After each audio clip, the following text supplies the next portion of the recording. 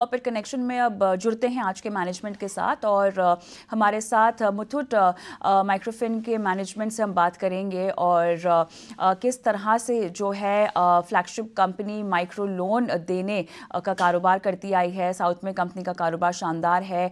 1172 से ज़्यादा ब्रांचेस है। 2022 तक के आंकड़ों के मुताबिक ग्रॉस लोन पोर्टफोलियो के लिहाज से ये भारत की चौथी बड़ी NBFC MFI के रूप में उभरी है और कंपनी के तीसरे तिमाही के मजबूत नतीजे भी रहे हैं और NII में हमने देखा 48% का इजाफा भी देखने को मिला है। लेकिन विस्तार से चलिए बात करते हैं। हमारे साथ अब जुड़ गए हैं मुथूट माइक्रोफिन के CEO सदफ सईद। सदफ साहब, स्वागत है आपका हमारी इस बेहद खास पेशकश में।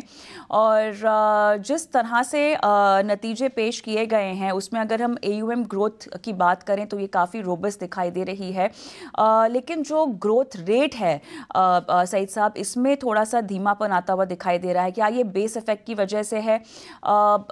Q4 को लेकर आपकी क्या एक्सपेक्टेशन है? FY25 को लेकर रणनीति क्या बना रहे हैं?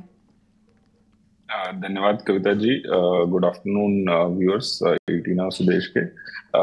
देखिए, हमारा कंपनी का Q3 का रिजल्ट काफी अच्छा आया है। हमारी ग्रोथ 38% के करीब है। हमारी AUM ग्रोथ, हमारा AUM 11,400 करोड़ को क्रॉस कर चुका है।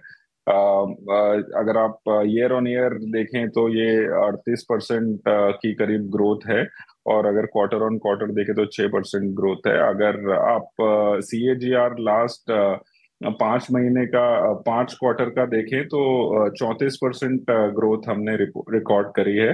एंड हमारा अगर 3 साल का भी ट्रैक रिकॉर्ड देखें तो हम अराउंड 36% CAGR ग्रोथ रिकॉर्ड कर रहे हैं। तो मेरा मानना है कि हमने जो फंडामेंटल पुट करे हैं जिसमें कि ब्रांच नेटवर्क है, हमारा ब्रांच नेटवर्क आज के दिन में 1424 ब्रांचेस का है। हमारा पूरा टारगेट इस फाइनेंशियल ईयर का था करीब 1400 ब्रांचे पहुंचाना। आज के दिन में हम ऑलरेडी उसको क्रॉस कर चुके हैं। 3 महीने इस साल के बाकी हैं। तो और हमारा कस्टमर एक्विजिशन अच्छा चल रहा है। हमने लास्ट क्वार्टर में करीब 2 लाख नए कस्टमर एक्वायर करे थे। टोटल हमारा एक्टिव कस्टमर काउंट 33 लाख के करीब पहुंच गया है। और हमारे इंफ्रास्ट्रक्चर जो हमने IT में पुट करा है, द कस्टमर ऐप, जिसमें आज के दिन में 15,80,000 कस्टमर एनरोल्ड हैं out of the 3.3 million customers. तो उसकी वजह से हमारा ग्रोथ कंटिन्यू रहेगा। जो हमने पास में CAGR ग्रोथ रिकॉर्ड करा है वो कंटिन्यू रहेगा। But at the same time हमारा फोकस ज्यादा इसमें है कि हम एसेट क्वालिटी इंप्रूव करें और अपनी एफिशिएंसीज इंप्रूव करें। तो उसमें दो चीजें हुई हैं इस क्वार्टर में। एक तो हमारा क्रेडिट कॉस्ट काफी कम हो गया है। लास्ट ईयर हमारा क्रेडिट कॉस्ट करीब 3% था। इस बार क्रेडिट कॉस्ट अराउंड 1.5% है, 1.48% टू बी प्रिसाइज। हमारा जो GNPA है वो रिड्यूस हो गया है 2.29% as compare to 3.5% last year same time. और इवन क्वार्टर टू क्वार्टर देखें तो 8 बिप्स में हमारा GNPA कम हुआ है। नेट NPA हमारा काफी लो है, हमारा 0.33% नेट NPA है। हमारा प्रोविजन कवरेज 86% है। तो हमारा फोकस यही है कि हम एक रोबस्ट और कंसिस्टेंट ग्रोथ बना के चलें।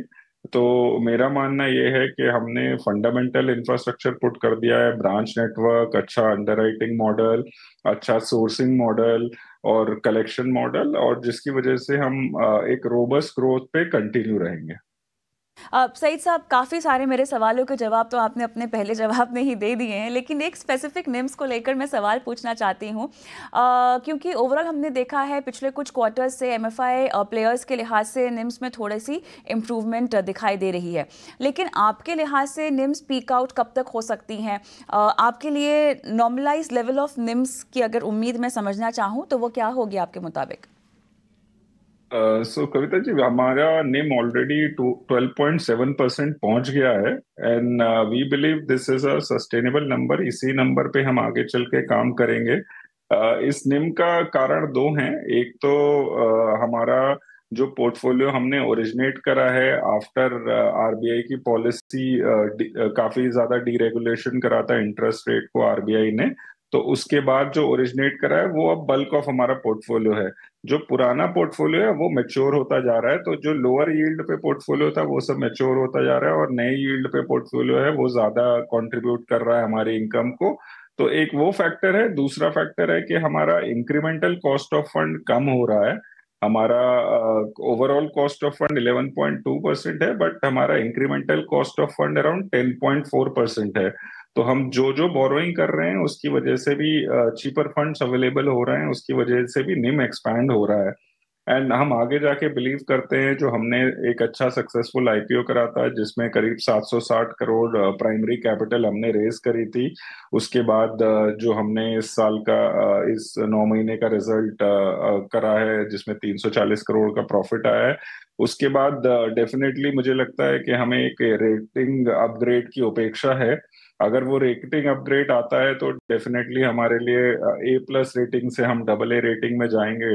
एंड उसमें हमें डेट एक्सेस करने की अपॉर्चुनिटी मिलेगी म्यूचुअल फंड से, इंश्योरेंस कंपनी से और बॉन्ड मार्केट से।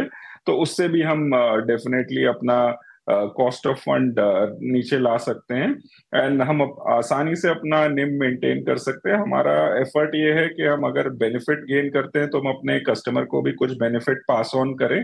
तो हमारा निम जैसे कि 12.7% रहेगा कंसिस्टेंटली। अब डिस्पाइट दैट हम 55 बेसिस पॉइंट कम कर रहे हैं अपना इंटरेस्ट रेट में अपने कस्टमर को दे रहे हैं।